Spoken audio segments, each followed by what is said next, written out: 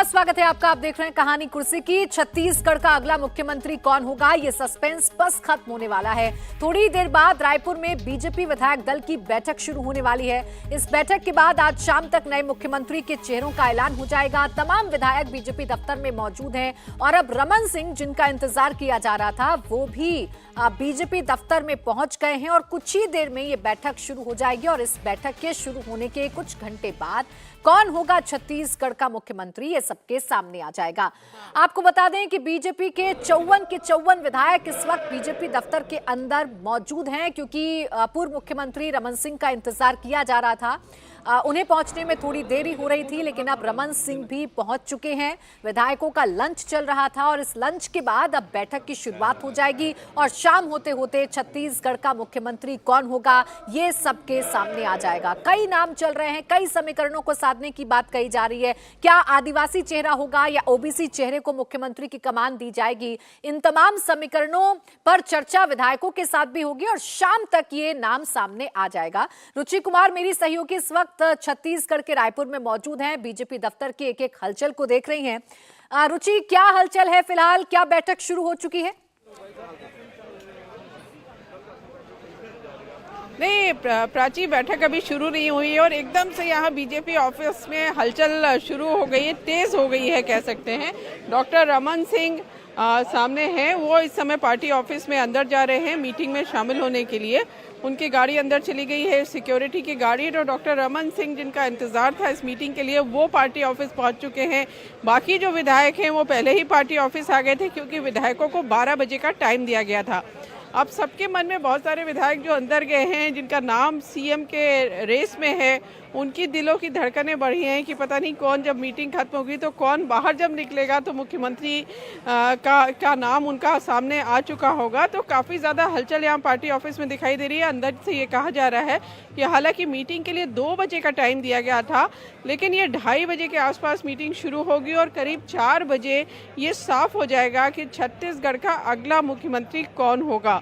अब मीटिंग में जो विधायक हैं, उनसे जो ऑब्जर्वर्स आए हैं, उनकी राय भी ली जाएगी, उनसे बात भी की जाएगी और जो केंद्रीय नेतृत्व ने नाम बताया है उस पर भी चर्चा होगी। लेकिन ये कहा जा रहा है, ऐसा माना जा रहा है कि 4 साढ़े 4 के आसपास छत्तीसगढ़ का अगला मुख्यमंत्री कौन होगा, ये नाम क्लियर हो जाएगा। अब क्योंकि 6 या 7 नाम चल रहे हैं मुख्यमंत्री की रेस में, तो प्राची यहाँ पे फूल वाले, उनकी बहुत ज़्यादा बिक्री हो गई है, क्योंकि जो नेता हैं, जो कार्यकर्ता हैं, 6 नेताओं के घर जा रहे हैं फूल लेकर। तो जो सबसे ज़्यादा फ़ायदा इस जो डिले में हुआ है कि जो बीजेपी ने नाम ऐलान करने में किया है, उसका सबसे ज़्यादा फ़ायदा यहाँ फूल वालों को मिल रहा है। और हर जगह आपको ये जो सारे नाम आप भी चला रहे हैं इंडिया टीवी पे, सभी नेता के घर आप जाएंगे तो फूलों से पूरा भरा हुआ है उनका घर, बाहर भीड़ है कार्यकर्ताओं की। और सबसे ज़्यादा भीड़ तो यहाँ विष्णु साय के यहाँ दिखाई दे रही है। रेणुका सिंह क्योंकि थी नहीं, दिल्ली से देर रात वो लौटी हैं, तो वहाँ भी उनके यहाँ भी समर्थकों की भीड़ है। तो भीड़ तो बहुत ज़्यादा है, लेकिन अब कौन मुख्यमंत्री बनेगा इसके लिए थोड़ी देर और इंतजार करना पड़ेगा। प्राची, रुचि, आप तो वहाँ पर मौजूद हैं, विधायकों से 1 to 1 बातचीत भी आपकी लगातार हो रही है। विधायकों में सबसे ज्यादा किस नाम को लेकर चर्चा है? देखिए, विधायक भी थोड़ा सा कंफ्यूज हैं, क्योंकि उनको ये अंदाज नहीं था कि जब बीजेपी की सरकार आ गई, इतना ज़्यादा सीट्स आ गई, तो इतना 1 हफ्ता उनको इंतज़ार करना पड़ेगा। इसलिए उनके मन में है कि शायद केंद्रीय नेतृत्व के मन में ऐसा कोई नाम चल रहा है जिस पर विचार हो रहा है, जिसकी वजह से देरी हो रही है। तो अब अलग अलग नेता हैं, उनके अलग अलग समर्थक हैं। विष्णु साय के अपने समर्थक हैं, उनका कहना है कि इतना लंबा अनुभव छत्तीसगढ़ में अगर डॉक्टर रमन सिंह को छोड़ दें तो विष्णु साय के पास है, क्योंकि वो 2 बार के विधायक हैं, 4 बार के सांसद रह चुके हैं, 3 बार यहाँ प्रदेश अध्यक्ष रह चुके हैं। तो लंबा उनका अनुभव है, आदिवासी है और जो यहाँ पे आदिवासी बेल्ट है, सरगुजा हो, बस्तर हो, वहाँ बड़ी कामयाबी मिली है। सरगुजा में तो सभी 14 सीट बीजेपी जीत गई है और अगर बस्तर को भी मिला लें तो 4 सीट सिर्फ हारी है। तो आदिवासी चेहरा उनका बड़ा है, लोग ये दलील दे रहे हैं। रेणुका सिंह के लिए कह रहे हैं कि क्योंकि महिलाओं ने वोट दिया है, आदिवासियों की बड़ी नेता हैं, वो भी मुख्यमंत्री बन सकते हैं। तो जैसे समर्थक हैं सभी अपने अपने नेताओं की खूबियां बता रहे हैं कि कैसे छत्तीसगढ़ का विकास उनका नेता करेगा और लोकसभा चुनाव में बड़ी कामयाबी बीजेपी को दिलाएगा। लेकिन सभी कार्यकर्ताओं को, सभी विधायकों को ये मालूम है कि बीजेपी में कोई एकदम सरप्राइज भी हो सकता है, कोई जिसको सोच ना रहे हो वो भी मुख्यमंत्री बन सकता है। तो सब चीज़ों के लिए यहाँ तैयार हैं सब लोग और कोई मुंह नहीं खोल रहा है कि कौन मुख्यमंत्री बनेगा। उनका कहना है कि विधायकों की मीटिंग के बाद केंद्रीय नेतृत्व जिसको चाहेगा उसको ये कमान सौंपी जाएगी। बिल्कुल, देखिए जितने भी नेता हैं जो फिलहाल छत्तीसगढ़ में सीएम पद की रेस में चल रहे हैं वो नहीं बोल रहे हैं, और ना बोलने के पीछे का रीजन भी है क्योंकि बीजेपी का वर्किंग स्टाइल यही कहता है हर्षवर्धन जी कि जिसका नाम ज्यादा चर्चाओं में आ जाता है उसका नाम तो तय समझिए कि कट गया। नहीं, मुझे लगता है कि जिसका नाम ज्यादा चर्चा में आता है वो नहीं कटता है, जो अपना नाम चर्चा में करवाने की कोशिश करता है उसका नाम कटता है।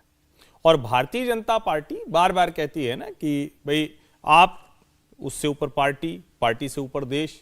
अब अगर कोई सबसे पहले अपने को ही रखेगा तो इसका मतलब पार्टी को पीछे कर रहा है, तब तो भारतीय जनता पार्टी के जो मूल सिद्धांत हैं उसके विरुद्ध है। और मेरा ये मानना है कि आप राजनीतिक तौर पर जब किसी नेता की इतनी शक्ति हो, अब छत्तीसगढ़ की जैसे बात करें तो क्या कोई एक नेता कह सकता है कि मेरी ताकत पर छत्तीसगढ़ की सरकार आई? उसका जवाब नहीं में है। अब अगर नहीं है तो इसका सीधा सा मतलब हुआ कि संगठन की सामूहिक शक्ति की वजह से आप नेता बने, तो फिर वो सामूहिक शक्ति किसको तय करेगी? और जाहिर है उसमें नरेंद्र मोदी, अमित शाह की भूमिका बहुत बड़ी है। उन्होंने जिस तरह से छत्तीसगढ़ के चुनाव को पूरी तरह से टेबल पलट दी, हम सब में से किसी को यह अनुमान नहीं था कि छत्तीसगढ़ में भारतीय जनता पार्टी की इस तरह प्रचंड बहुमत की सरकार बन जाएगी। आश्चर्यजनक कहा जा सकता है। ऐसे में नाम भी आश्चर्यजनक ही होगा। और अगले 10 साल, 20 साल, 30 साल की राजनीति छत्तीसगढ़ में कैसे होने जा रही, अगर दीर्घकालिक लक्ष्य कहें, तुरंत के लक्ष्य की बात करें तो 11 की 11 लोकसभा सीटें कैसे 2024 में जीती जा सकती हैं, उसके हिसाब से नाम तय होगा। और मुझे लगता है कि वो नाम नरेंद्र मोदी तय कर चुके हैं। पर्यवेक्षकों को भी शायद अब थोड़ी देर में बता दिया जाएगा, और विधायक उनके नाम पर सहमत नहीं होंगे ऐसी कोई गुंजाइश नहीं दिखती है। विष्णुदेव साय के घर पर सबसे ज्यादा भीड़, जैसा कि रुचि बता रही हैं कि उनके घर पर सबसे ज्यादा समर्थकों का जमावड़ा है, फूल जो है उनका घर फूलों से भरा हुआ है। क्या ये किसी तरफ कोई इशारा कर रहा है समीर जी? देखिए, प्रदेश अध्यक्ष क्या तो निश्चित रूप से विधायक जाते ही है, संगठन के लोग जाते हैं, अभी वो इंचार्ज है तो प्रदेश अध्यक्ष क्या जाएंगे, इसमें कोई दो राय नहीं। लेकिन मैं बैठक के बारे में एक जानकारी देता हूँ कि 3 स्तर पर बैठक होने वाली है फिलहाल। ये अभी जो दिल्ली से 3 केंद्रीय पर्यवेक्षक जो भेजे गए, अर्जुन मुंडा, दुष्यंत गौतम और सर्वानंद सोनवाल, ये वहाँ पर क्षेत्रीय संगठन महामंत्री अजय जामवाल के साथ, ओम माथुर के साथ जो प्रभारी है उनके साथ, और नितिन नवीन के साथ बैठक करेंगे अलग से। इनकी बैठक में नाम पे चर्चा दिया जाएगा। इसके बाद इनकी बैठक रमन सिंह के साथ और वहाँ के संगठन महामंत्री पवन साय के साथ होने वाली है। वहाँ पर रमन सिंह को बता दिया जाएगा कि मुख्यमंत्री किसे बनाया जा रहा है, और उसके बाद ये विधायक दल की बैठक के अंदर जाएगी जहाँ विधायक बैठे और वहाँ पर नाम दिया जाएगा। रमन सिंह को पहले ही बैठक में बता दिया जाएगा कि मुख्यमंत्री किसे चुना गया है, और रमन सिंह को बताने के बाद ये विधायक जहाँ सब बैठे वहाँ ये सब लोग जाएंगे और वहाँ विधायक दल की बैठक के अंदर मुख्यमंत्री का नाम घोषित किया जाएगा। तो मुझे लग रहा है कि प्रदेश अध्यक्ष की पूरी संभावना बनने की, हालांकि प्रदेश अध्यक्ष तो सब उनसे मिलने आ रहे हैं, इसके अलावा किसका नाम आएगा ये कुछ ही चंद मिनटों में, मतलब 1 घंटे के अंदर सार्वजनिक हो ही जाएगा। तो अब देखते हैं किसका नाम सामने आता है। लेकिन समर्थक अपने अपने नेताओं को प्रोजेक्ट करना शुरू कर दिए हैं, और जो भीड़ है वो बीजेपी दफ्तर के बाहर भी देखने को मिल रही है। मैं विष्णुदेव साय के बारे में चर्चा कर रही थी राहुल जी। विष्णुदेव साय पर हम आगे पहले भी चर्चा कर चुके हैं, आदिवासी लीडर हैं, कोई ऐसे नेगेटिव फैक्टर नहीं है जो उनके खिलाफ जा सकते हैं। क्या संभावना है उनकी भीड़ लगना, उनके घर पर समर्थकों का पहुंचना, कि उनके नाम का ये ऐलान बीजेपी कर देगी? देखिए, किसी के घर पे भीड़ लगना, जैसे अब हम कंपेयर कर लें कि जो है बहुत सारे विधायक जो हैं राजस्थान में जो हैं वसुंधरा राजे सिंधिया के यहाँ जा रहे हैं, तो क्या उनका श्योर है बनना? तो ये कहना, देखिए वहाँ पर भी स्पेकुलेशन विधायकों के बीच में होगी कि कौन बन सकता है। इसमें अब ये तो नहीं कह सकते। देखिए, विष्णुदेव साय का भी नाम सामने है, अरुण साहू का भी नाम सामने है, बाकियों का, रेणुका सिंह का भी नाम सामने है। तो सबके अगर कोई आपस में दोस्ती होगी तो जाएंगे। ग्रीटिंग्स भी होती हैं कि आप जीत के आए हैं, चलिए ग्रीट करने जाते हैं, ये सब कुछ होता है। तो ये कहना कि विष्णुदेव स्ट्रांग नाम है, आदिवासी लीडर हैं, स्ट्रांग कैंडिडेट हैं, लेकिन क्या वो इसके कारण मुख्यमंत्री बन जाएंगे, ये स्कीम ऑफ थिंग्स में पार्टी की क्या होता है उस पर डिपेंड करता है। ये कहना कि सिर्फ भीड़ के कारण कोई बन जाएगा, मुझे नहीं लगता कि अगर कोई आपस में मिलने जा रहे हैं, और इसका बहुत ज़्यादा मतलब भी हमें नहीं निकालना चाहिए। बीजेपी जिस तरह की पार्टी है उसमें लोग एक दूसरे से मिलते हैं, एक दूसरे के यहाँ घर में खाना खाते हैं, एक दूसरे के साथ पारिवारिक संबंध होते हैं। ये सब इस पार्टी का मतलब करैक्टर है, या ये कह सकते हैं कि इस तरह की चीज़ें होती हैं। पर सिर्फ क्या किसी के साथ कोई समर्थक हैं इसके लिए बन जाएंगे, क्योंकि एक बार पार्टी जो हाईकमान है उसने तय कर दिया, पर्यवेक्षक गए हैं, उन्होंने एक बार ऐलान कर दिया कि ये व्यक्ति हमारी तरफ से है, तो ये सारा आपको सिनेरियो चेंज होता नजर आ जाएगा। नहीं, लेकिन इसमें एक चीज है राहुल जी कि इस वक्त वाली मुलाकात को सामान्य वाली भोजन वाली मुलाकात की तरह ना देखें। ये तो मुझे लगता है कि एक होता है, और चूंकि छत्तीसगढ़ में जो है, जैसे अब विष्णुदेव साय का नाम है, मुझे लगता है कि वो सबसे प्रमुख दावेदारों में है। एक वजह ये भी होगी कि जब रमन सिंह को तैयार करना होगा तो शायद रमन सिंह जी विष्णुदेव साय के नाम पर सबसे आसानी से तैयार होंगे, एक ये भी वजह बन सकती है। कई बार ये भी होता है ना कि एक जिसको हम कहते हैं कि परमुटेशन कॉम्बिनेशन बनता है कि अच्छा चलो ये नेता है तो इनके नाम पर सहमति बन जाए। उसमें विष्णुदेव साय एक बड़ा नाम है, बड़ा चेहरा, और विष्णुदेव साय के लिए और केदार कश्यप के लिए संघ भी एक तरह से कहें ना, तो जो चूंकि वहां आदिवासी क्षेत्रों में काम है, जिस तरह की स्थितियां हैं, तो वो भी एक समीकरण है जो इन दोनों के पक्ष में जाता हुआ दिखता है। मैं ये भी कहूंगा कि देखिए, ये लोग आपकी भी डिबेट देखते हैं, आपकी को भी सुनते हैं, जो आप नाम बोल देते हैं बार बार डिबेट में, तो वो ये देख के भी जा सकते हैं कि अच्छा हर्षवर्धन जी नाम बोल रहे हैं तो जरूर इसमें कुछ तथ्य होगा। हम लोग तो सारे नामों पर चर्चा कर लेते हैं तो वहां जाके वो पहुंच जाते हैं। तो मुझे लगता है कि इसमें बहुत ज्यादा रीड नहीं करना चाहिए, थोड़ा समय है, उसमें पता चल ही जाएगा कौन सा नाम सामने। लेकिन क्या रमन सिंह पूरी तरीके से रेस से बाहर हैं हर्षवर्धन जी? मुझे इसमें जिसको कहे ना कि 0.1% भी गुंजाइश नहीं दिखती है कि रमन सिंह किसी भी तरह से रेस में है। पूरी तरह से गायब हैं ये तो मैं कह सकता हूं, लेकिन फिर लगता है कि मोदी है तो मुमकिन है, पता नहीं क्या कर देंगे। लेकिन कहीं से भी, और अगर पार्टी के लिहाज से देखें, पार्टी के विस्तार के लिहाज से देखें, 2024 में लोकसभा चुनाव की संभावनाओं के लिहाज से देखें, अगले 10, 20, 30 साल तक भारतीय जनता पार्टी कैसे इस छोटे लेकिन महत्वपूर्ण आदिवासी राज्य में कैसे आगे बढ़ेगी, तो मुझे लगता है कि अब वो गलती नहीं करने वाले हैं। यहां पर रमन सिंह मुख्यमंत्री कतई नहीं बनेंगे, इसमें कोई मतलब इफ बट वाली गुंजाइश नहीं है। हां, रमन सिंह की एक सहमति बनेगी, स्वीकृति बनेगी, जो नाम होंगे उसमें शायद सहमति बनाने के लिए रमन सिंह कहें कि नहीं भाई देखिए ये दो नाम है जिन पर हम ज्यादा सहमत हो सकते हैं, तो शायद वो एक संभावना बनेगी, लेकिन रमन सिंह मुख्यमंत्री बनेंगे ऐसा मैं कतई नहीं मानता। रुचि, आपके पास क्या जानकारी है? जितने भी विधायकों से आपने बातचीत की, समर्थकों से आपने बातचीत की, रमन सिंह को लेकर क्या कहते हैं वहां पर लोग? देखिए, ऐसा है, रमन सिंह के बारे में ये कहना है कि वो ठीक है, 3 बार के मुख्यमंत्री रहे, सेंटर में मिनिस्टर भी रहे, एमपी भी रहे, अनुभव उनका लंबा है। लेकिन क्योंकि बीजेपी आप सभी जगह देखिए नए नेतृत्व, नए नेता तैयार करती है, तो अगर उसे नया नेता तैयार करना है, भविष्य देखना है, तो वो डॉक्टर रमन सिंह से नहीं चल पाएगा। इसलिए वो हो सकता है, ये कह रहे हैं कार्यकर्ता भी, विधायक भी, कि नया नेतृत्व तैयार करने के लिए बीजेपी इस बार नया मुख्यमंत्री दे, डॉक्टर रमन सिंह का चेहरा ना दे। तो ज़्यादातर लोगों की यही राय है कि डॉक्टर रमन सिंह, हालांकि कल हमने देखा कि जो यहाँ के अध्यक्ष हैं अरुण साहब वो वहाँ पे गए थे, डॉक्टर रमन सिंह से उन्होंने मुलाकात की, उनके यहाँ भी काफ़ी ज़्यादा भीड़ है डॉक्टर रमन सिंह के घर पे, बंगले पर। बंगले से कुछ दूर बैरिकेड्स भी पुलिस ने लगा दिए हैं क्योंकि भीड़ बहुत ज़्यादा उनके आ रही है, बहुत ज़्यादा समर्थक आ रहे हैं। लेकिन कहा यही जा रहा है कि शायद बीजेपी अपना भविष्य देखेगी, छत्तीसगढ़ में किस तरह से बीजेपी को आगे बढ़ाना है, कैसे एक नया नेता बनाना है इस छत्तीसगढ़ में। और नया नेता कैसे बनेगा? जब उसको पावर दी जाएगी, उसके पास पावर होगी, वो पार्टी को यहाँ खड़ा करेगा। तो ये बातें यहाँ पे चर्चा में है कि ऐसा लगता है कि कोई नया नाम सामने आएगा। बहुत सारे लोग ये भी कह रहे हैं कि उप मुख्यमंत्री भी यहाँ पे बनाया जा सकता है। तो बहुत तरह की चर्चा है, लेकिन डॉक्टर रमन सिंह के लिए यही कहा जा रहा है कि थोड़ा मुश्किल है कि उनको अब 4थी बार छत्तीसगढ़ का मुख्यमंत्री बनाया जाएगा, क्योंकि बीजेपी अपना भविष्य इस राज्य में देख रही है। प्राची, रुचि, अंदर से कोई खबर आई क्या? कितनी देर और लग रही है इस बैठक को शुरू होने में? देखिए, बस बैठक शुरू ही होने वाली है, क्योंकि भोजन हुआ है, इतने विधायकों का भोजन था, थोड़ी व्यवस्था वहां पर है। तो उनका कहना है कि 2:30 बजे के आसपास ये बैठक शुरू हो जाएगी। सभी विधायक पार्टी ऑफिस के अंदर हैं, ऑब्जर्वर्स भी अंदर हैं, प्रभारी ओम माथुर भी अंदर है, सह प्रभारी भी अंदर हैं, तो अब कोई अड़चन नहीं है।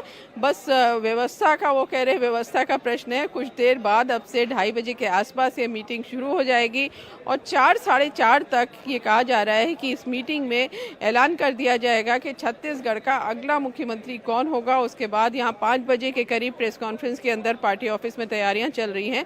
तो आप यही मान के चलिए कि सस्पेंस जो यहाँ छत्तीसगढ़ की बात अगर करें तो वो अब से कुछ देर बाद खत्म हो जाएगा, और कि अगला मुख्यमंत्री बीजेपी यहाँ किसको बना रही है, ओबीसी चेहरे को बना रही है कि आदिवासी को बना रही है, या कोई एक सरप्राइज लेकर छत्तीसगढ़ में बीजेपी आ रही है। बिल्कुल, थोड़ा इंतजार और करना होगा। हलचल बीजेपी दफ्तर पर बढ़ी हुई है कि भारतीय जनता पार्टी के लिए आप जब रुचि जी से पूछ रही हैं तो भाजपा में पहले चलता था ना कि भोजन, बैठक और विश्राम भाजपा के 3 काम। तो अब जो है, जो ये नरेंद्र मोदी अमित शाह युग वाली भाजपा है, इसमें थोड़ा सा मैं बदल देता हूं कि भोजन, बैठक और परिणाम, विश्राम वाला मोदी शाह ने गायब कर दिया है। तो जो विश्राम वाली मुद्रा वाले नेता थे वो धीरे धीरे करके भारतीय जनता पार्टी में हाशिए में गए हैं और आगे और तेजी में जाएंगे, ये समझना होगा। ये जो मुख्यमंत्री की जंग चल रही है, मुख्यमंत्री कौन होगा इसको लेकर जंग चल रही है समीर जी, जितनी भी लिस्ट आप देखेंगे उसमें आदिवासी चेहरे ज्यादा हैं। ओबीसी के नाम पर आपको अरुण साव नजर आते हैं। ये चेहरों की जंग, ये कास्ट इक्वेशन की जंग, ये आदिवासियों को साधना, ओबीसी को साधना, इसमें कौन लग रहा है कौन जीत जाएगा, ओबीसी चेहरा या कोई आदिवासी चेहरा? देखिए, बहुत मुश्किल प्रश्न है इस बात का जवाब देना कि इसको कौन जीत जाएगा, आदिवासी या ओबीसी। देखिए, भारतीय जनता पार्टी की अगर आप देखोगे प्रधानमंत्री नरेंद्र मोदी की कार्यशैली और जिस हिसाब से वो योजनाएं लेकर आते हैं और भारतीय जनता पार्टी का जिस वोट बैंक पर फोकस है, मुझे लग रहा है इस समय ओबीसी भारतीय जनता पार्टी के लिए सबसे ज़्यादा महत्वपूर्ण फोकस किया हुआ है। प्रधानमंत्री लगातार ओबीसी की बात भी करते रहे और जिस हिसाब से राहुल गांधी लगातार ओबीसी सर्वे की बात करते रहे, उसके बाद मुझे लग रहा है ओबीसी को लेकर भारतीय जनता पार्टी थोड़ी चौकस है। 2024 को लेकर ओबीसी को देख रही है। आदिवासी भी भारतीय जनता पार्टी के लिए एक महत्वपूर्ण है, लेकिन भारतीय जनता पार्टी ने एक आदिवासी देश का राष्ट्रपति बनाया है, द्रौपदी मुर्मू को बनाया है। तो एक बहुत बड़ा भारतीय जनता पार्टी के पास एक कारण है कहने के लिए कि हमने देश के राष्ट्रपति ओबीसी समुदाय से दिए। तो मुझे लग रहा है उसके बाद अब मुख्यमंत्री ओबीसी के लिए देखना से बेहतर रहेगा कि वो आदिवासी देखने से बेहतर रहेगा कि वो ओबीसी के लिए देखेंगे। तो इसलिए मुझे ऐसा लगता है कि इस समय अरुण साव ओबीसी के रूप में ज्यादा प्रभावशाली और ज्यादा आगे नजर आते हैं। उसके बाद भी मतलब प्रधानमंत्री मोदी क्या सोचते हैं वो कल्पना से परे वो हम पढ़ नहीं सकते। तो उनका समीकरण क्या होगा, किस आधार पर वो मुख्यमंत्री तय करेंगे, वह नाम आने के बाद हम उसका विश्लेषण जरूर करेंगे। लेकिन मुझे ऐसा लगता है कि इस समय भारतीय जनता पार्टी ओबीसी के नाम पर ज्यादा फोकस करेगी और उसी आधार पर प्रदेश अध्यक्ष का नाम या किसी और ओबीसी नेता का नाम हम मुख्यमंत्री के रूप में देख सकते हैं। लेकिन समीर जी, इस पे मेरा काउंटर है। अभी की जो राजनीति है उसमें ओबीसी, आदिवासी और दलित, इससे बेहतर कॉम्बिनेशन है नहीं। भारतीय जनता पार्टी के पास संयोगवश 3 राज्य भी हैं। उसमें मध्य प्रदेश में लगभग लगता है चूंकि ओबीसी मुख्यमंत्री रहा है तो बदल के आप किसी और को करेंगे। वहां कोई आदिवासी ऐसा है नहीं। फग्गन सिंह कुलस्ते खुद ही हार गए चुनाव, तो कोई और ऐसा बड़ा आदिवासी नेता है नहीं। पिछड़ी जाति का नेता वहां मुख्यमंत्री बनेगा, ये लगभग तय माना जा रहा है।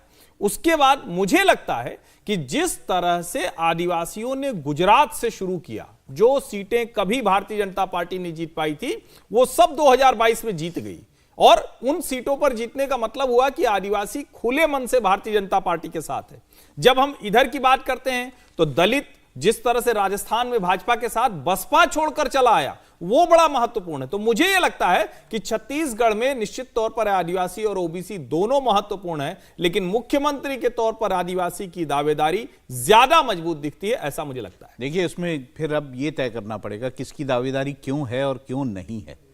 फिर अगर हम ये तय करने जाएंगे तो फिर बड़ा विष्णुदेव साय की अगर हम बात कर लें, विष्णुदेव साय केंद्र में मंत्री रहे हैं नरेंद्र मोदी सरकार में, लेकिन उनको दोबारा मंत्री नहीं बनाया गया।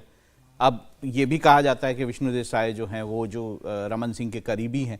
अब बहुत सारी, देखिए, जब आप ये सब बातें करेंगे तो ये भी आपको करना पड़ेगा और ये भी हो सकता है इन सब बातों को नकार के उनको बना दिया जाए।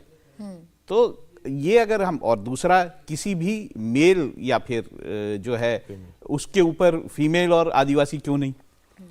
अगर आपने रेणुका सिंह को यहाँ से भेजा, वो जो है एमपी थी, यहाँ से उनको भेजा, उनका इस्तीफा करवा दिया, तो क्यों नहीं। तो ये सब कॉम्बिनेशंस जो हैं मुझे लगता है कि ये देखने पड़ेंगे कि आखिर कोई क्यों और कोई क्यों नहीं। तो उस पर ज़्यादा समझ आ जाता है कि जैसे अब अरुण साव का नाम है। अरुण साव जो है ओबीसी हैं और हम जानते हैं कि बीजेपी जो है ओबीसी पॉलिटिक्स करती है या ओबीसी को अपने साथ रखना चाहती है। हम ये भी जानते हैं कि लगभग 50-52 सीटें ऐसी हैं जिसपे छत्तीसगढ़ में ओबीसी का प्रभाव है, बहुत ज़्यादा प्रभाव है। तो ऐसे में वो क्यों नहीं, वो प्रदेश अध्यक्ष भी हैं तो क्यों नहीं। तो मुझे लगता है कि उससे ज़्यादा थोड़ा सा चीज़ें जो है वो खुल के सामने आ